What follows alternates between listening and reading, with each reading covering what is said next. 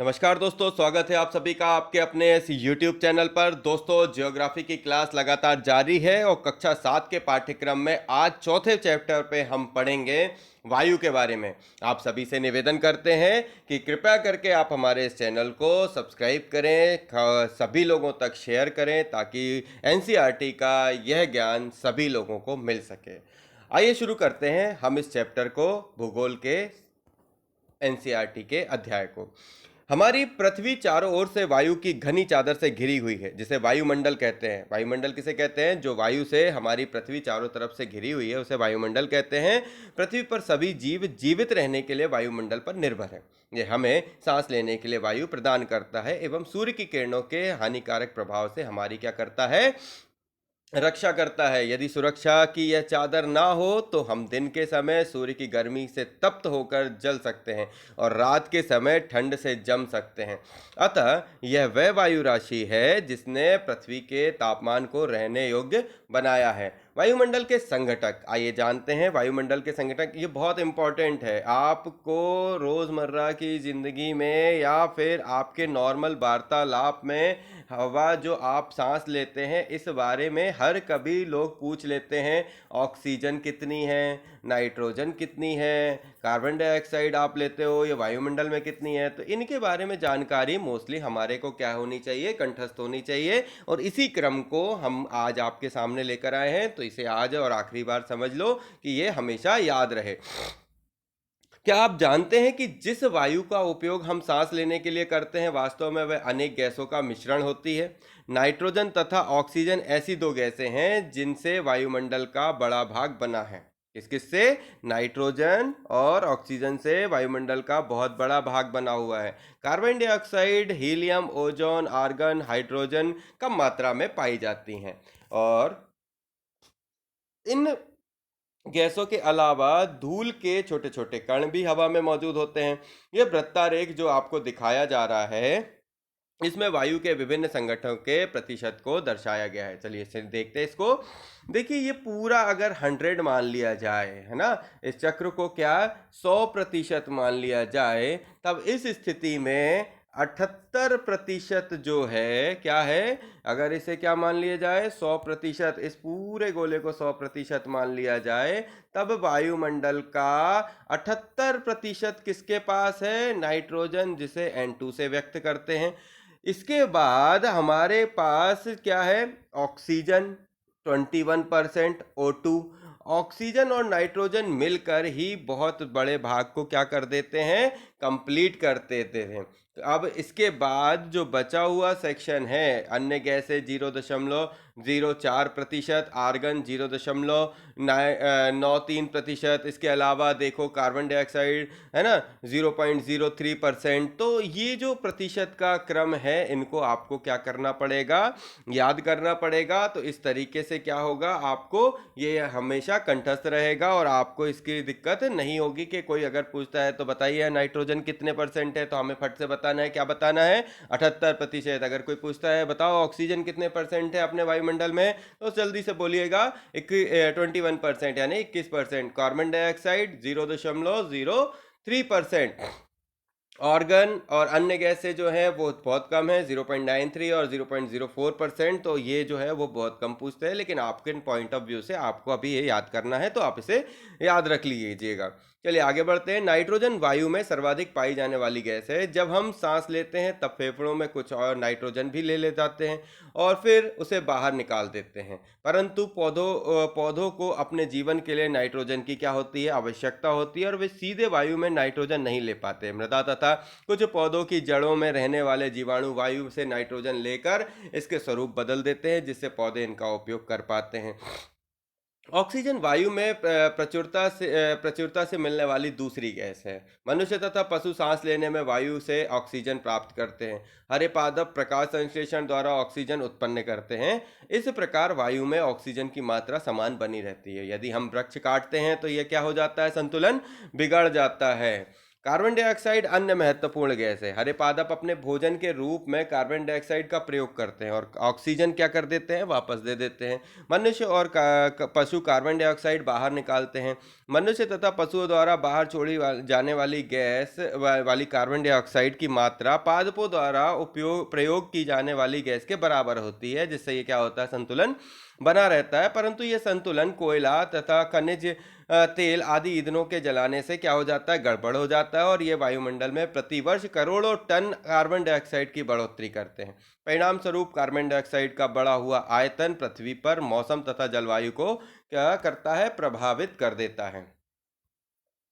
यहाँ देखें, carbon dioxide वायुमंडल में फैलकर पृथ्वी से विकिरित ऊष्मा को पृथ्वी पर रोककर ग्रीन हाउस प्रभाव पैदा करती है, इसलिए इसे ग्रीन हाउस गैस भी कहते हैं। इसके अभाव में धरती इतनी ठंडी हो जाती है कि इस पर रहना असंभव है। किंतु जब कारखाने एवं कार के धुएं से वायुमंडल में इसका स्तर बढ़ता है, तब इस ऊष्मा के द्वारा पृथ्वी का तापमान बढ़ता है। इसे भूमंडलीय तापन यानी कि ग्लोबल वार्मिंग कहते हैं। तापमान में इस वृद्धि के कारण पृथ्वी के सबसे बड़े प्रदेश में जमी हुई बर्फ पिघलती है, जिसके परिणाम स्वरूप समुद्र के जल स्तर में वृद्धि होती है, जिससे तटीय क्षेत्रों में बाढ़ आ जाती है। दीर्घ अवधि में इनके कारण जलवायु में अधिक परिवर्तन हो सकता है। इसके परिणाम स्वरूप कुछ पौधे और पशु भी क्या हो जाते हैं, लुप्त हो जाते हैं। इसके अलावा जब वायु गर्म होती है तो फैलती है और हल्की होकर ऊपर उठती है। ठंडी वायु सघन और भारी होती है, इसलिए इसमें नीचे रहने की क्या होती है, प्रवृत्ति होती है।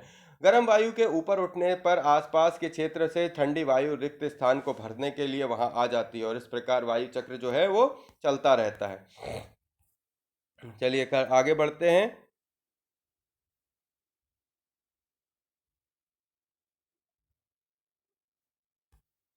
यहाँ पर आपको क्या दिख रहा है, ये एक कटिंग दिख रही है। पढ़ें एवं मनन करें, क्या भूमंडलीय ताप आज के विश्व में एक गंभीर समस्या है?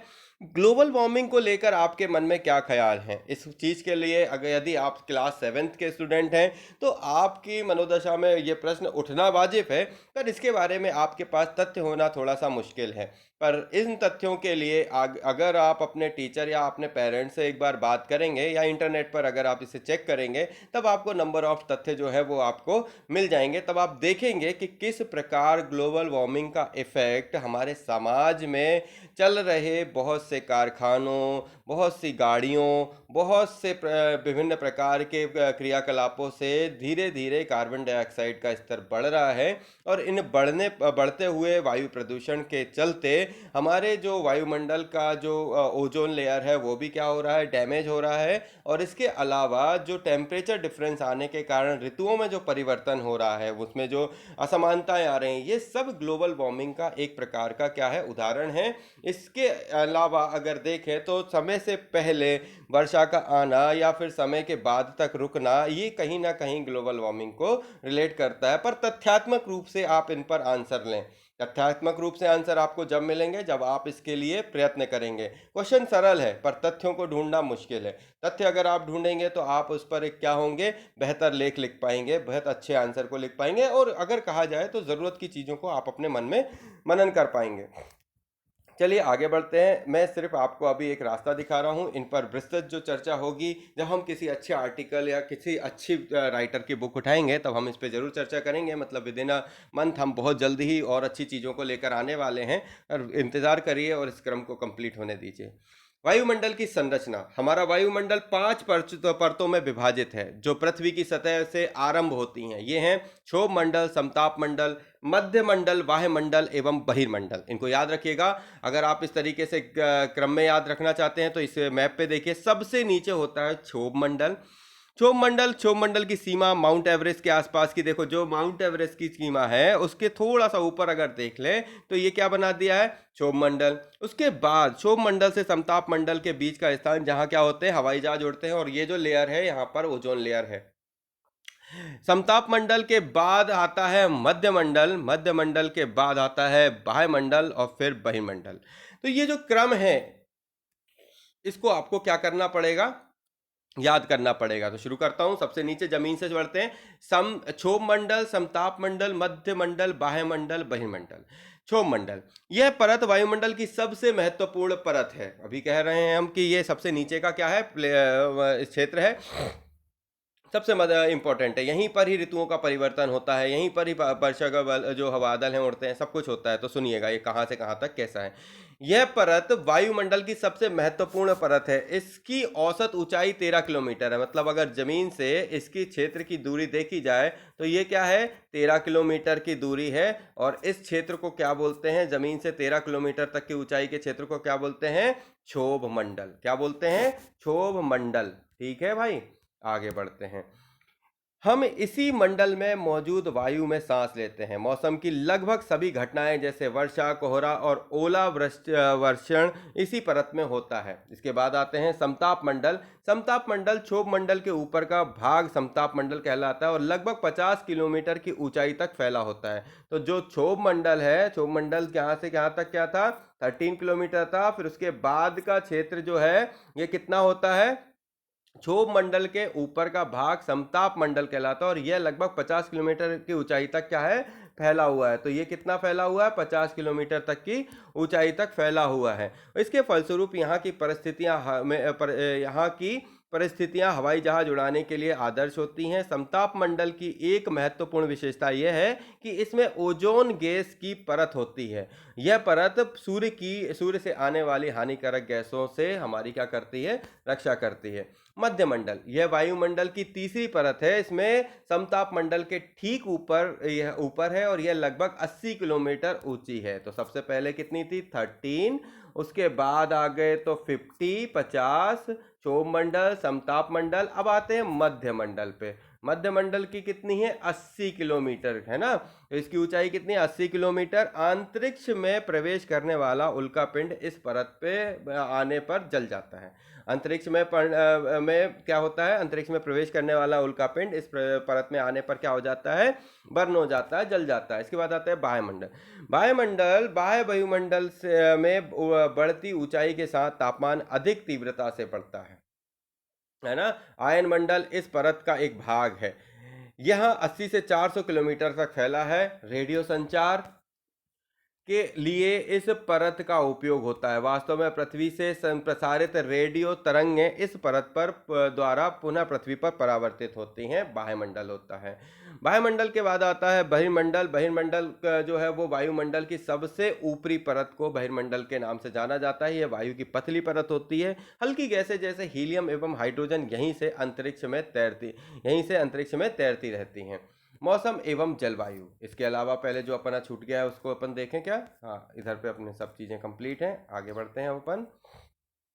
मौसम एवं जलवायु, क्या आज वर्षा होगी, क्या आज दिन साफ होगा और धूप निकलेगी। कितनी ही बार हमने क्रिकेट प्रेमियों के मुंह से एक दिवसीय मैच के भविष्य पर अनुमान लगाते सुना है।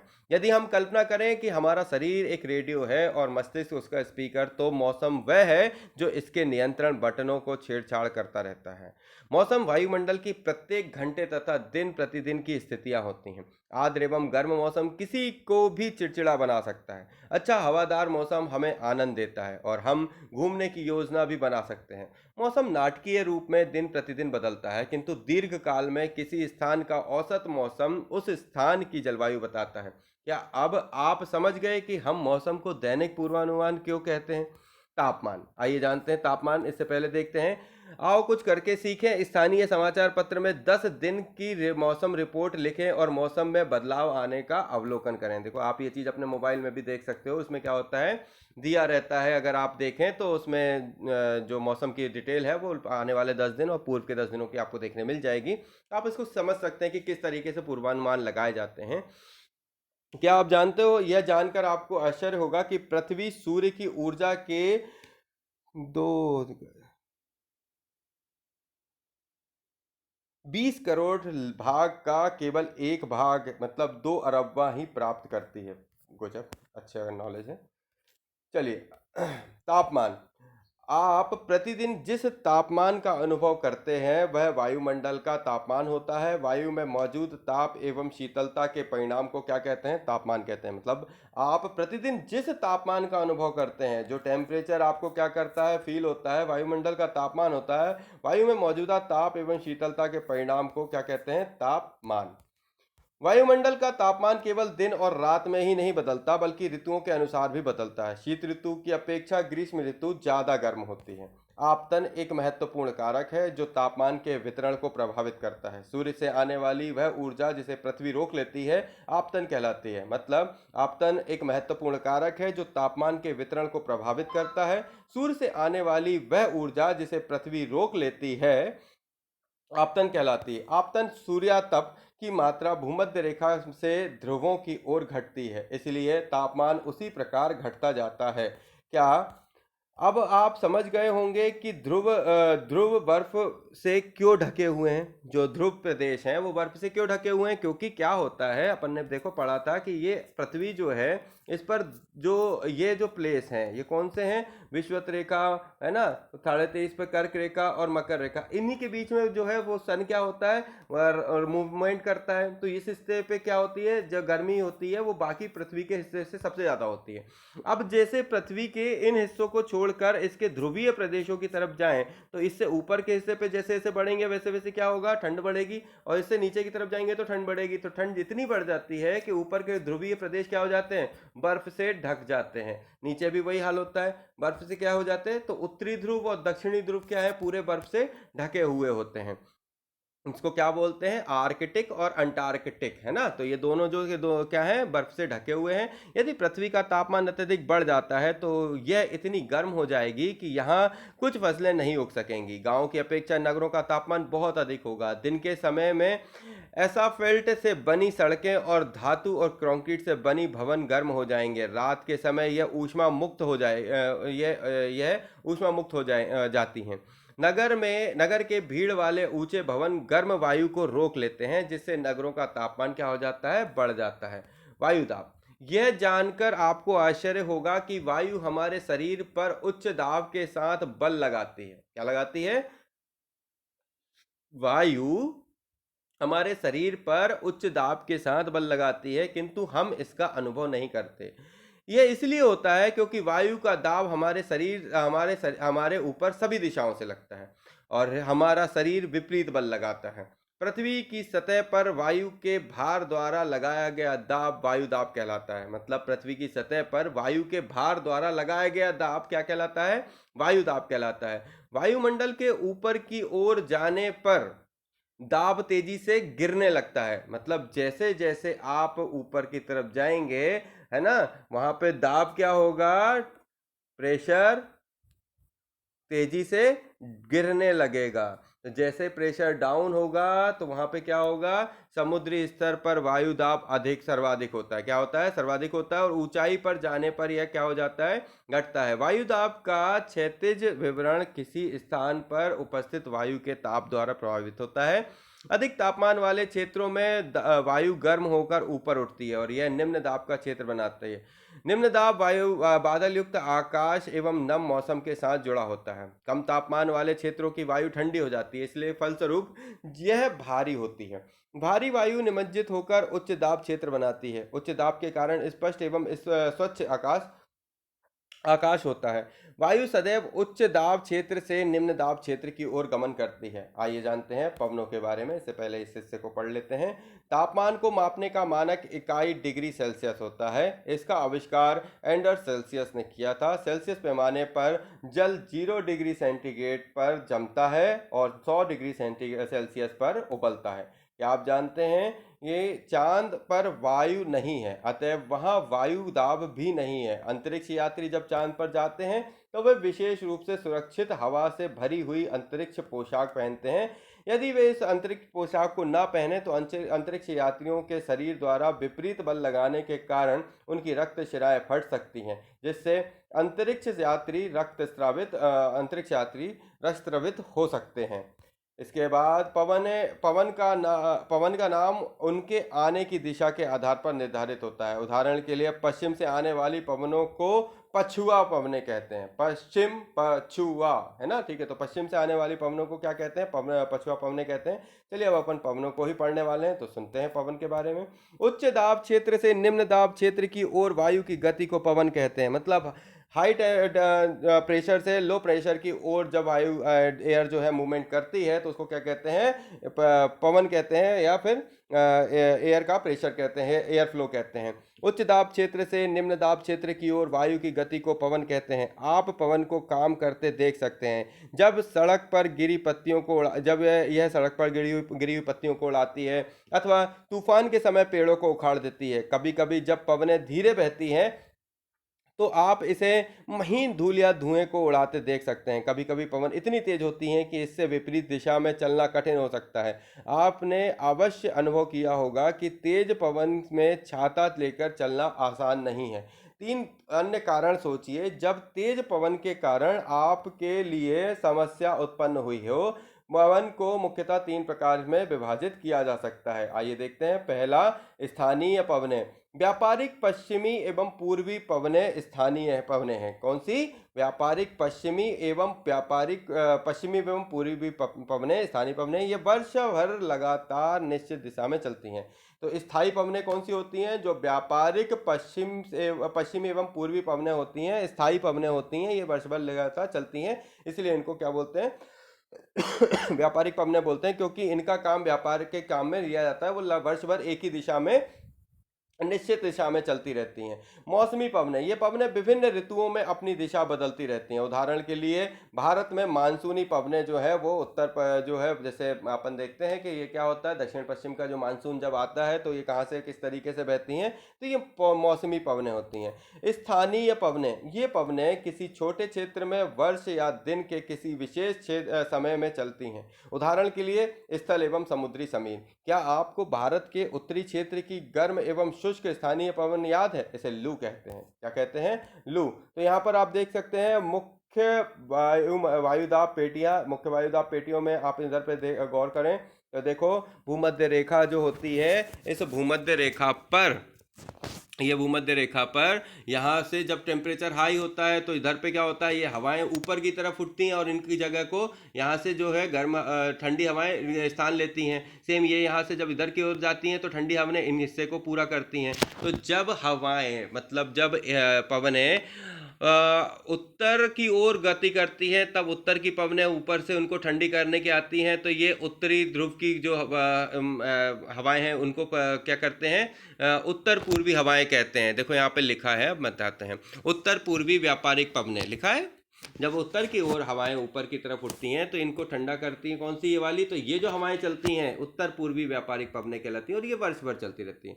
सेम ऐसा ही दक्षिण पूर्वी व्यापारिक पवनों के साथ होता है। ये क्या होती हैं? दक्षिण की तरफ जो बहती हैं उनको ठंडा करने के लिए दक्षिण की तरफ से जो हवाएं आती हैं वो इस तरीके से व्यापारिक पवनें चलती रहती हैं। इनको क्या बोलते हैं? दक्षिण पूर्वी व्यापारिक पवनें। इसके बाद इस हिस्से में जो आपका इधर वाला हिस्सा है ना, मकर रेखा से नीचे की तरफ, इस हिस्से में कौन सी चलती है? उपोष्ण उच्च दाब हॉर्स अक्षांश इसको कहते हैं। यहाँ पर कौन सी चलती हैं?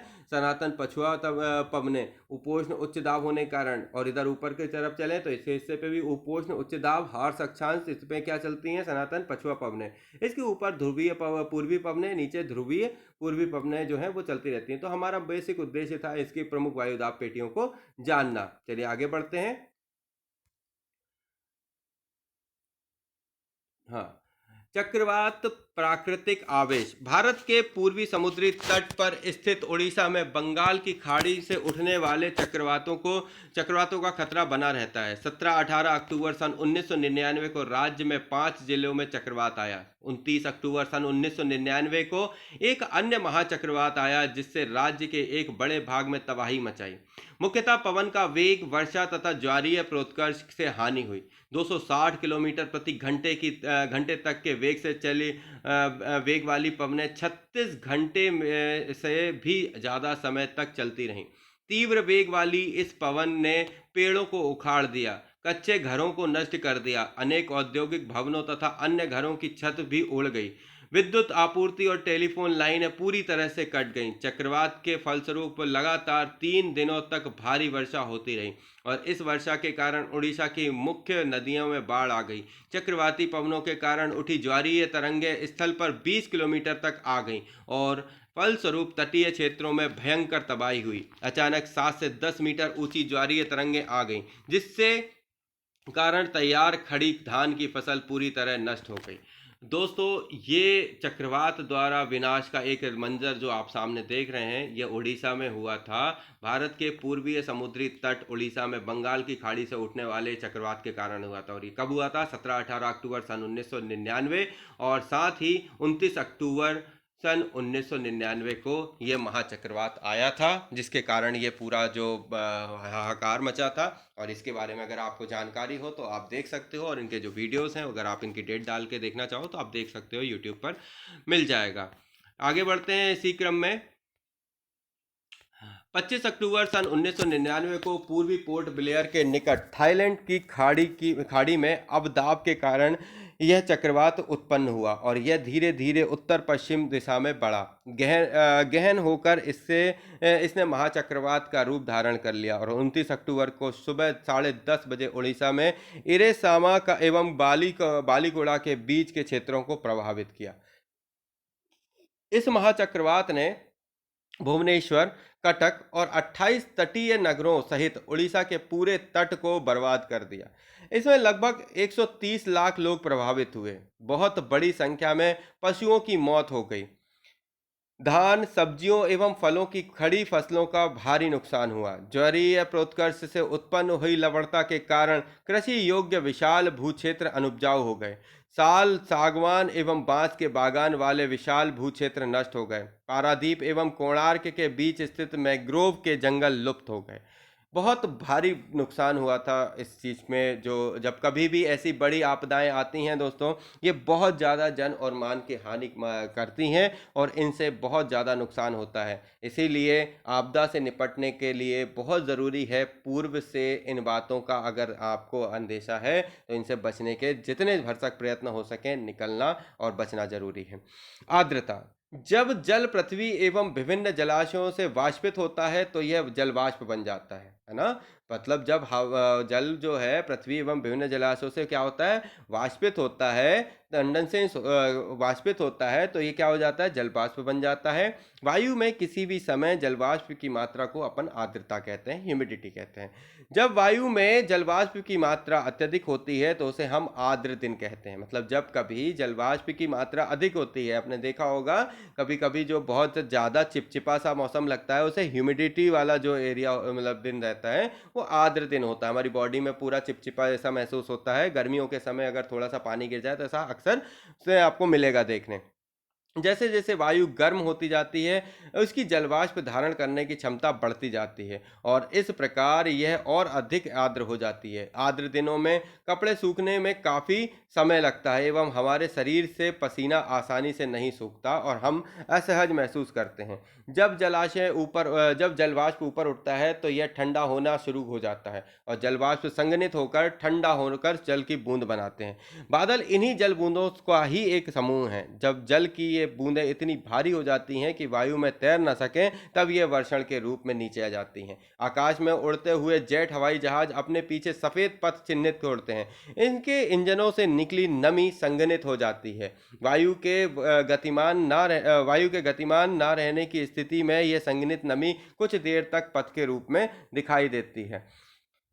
पृथ्वी पर जल के रूप में गिरने वाला वर्षण वर्षा कहलाता है। ज़्यादातर भौम जल वर्षा जल से ही प्राप्त होता है। पौधे जल संरक्षण में मदद करते हैं। जब पहाड़ी पार्श्व में पेड़ काटे जाते हैं वर्षा जल अनावृत पहाड़ों से नीचे बहता है एवं निचले इलाकों में बाढ़ का कारण बनता है। क्रियाविधि आधार पर वर्षा के 3 प्रकार होते हैं: संवहनीय वर्षा, पर्वतीय वर्षा और चक्रवातीय वर्षा। तो इनके बारे में देखें जरा। चक्रवाती वर्षा, संवहनीय वर्षा। सबसे पहले यहाँ पे देखो चक्रवाती वर्षा जो है, इसमें देखो ठंडी एयर जो है वो इस तरीके से क्या है, इस पर इसमें ठंडी एयर यहाँ से जा रही है, गर्म एयर जा रही है, तो ये इस तरीके की एयर जो है वो चक्रवात का निर्माण करती है।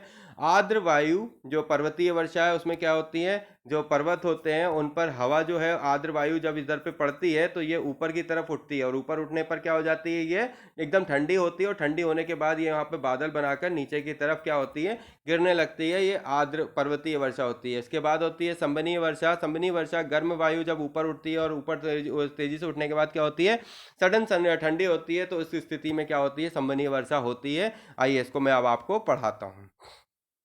ये आपने जो देखा इसमें अपन को क्या मिलता है, ये सारी चीजें देखने को मिलता है।